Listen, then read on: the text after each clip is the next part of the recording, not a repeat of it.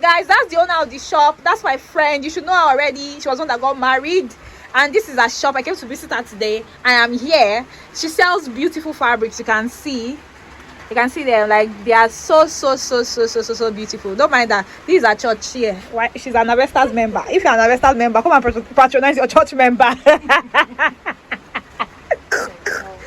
Okay guys, so yeah, you can come and buy your fabrics. I will put our page, IG here. I will link it somewhere there, so you can go to our IG to buy our fabric. See her, she's trying to create content for our business.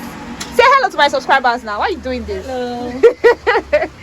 So guys, that's just it. I'm going to leave all our details and number here, so you can always like buy products from her, you know, all that good stuff. Okay guys, thank you. See guys, let me give you a short story. This girl has stressed me today.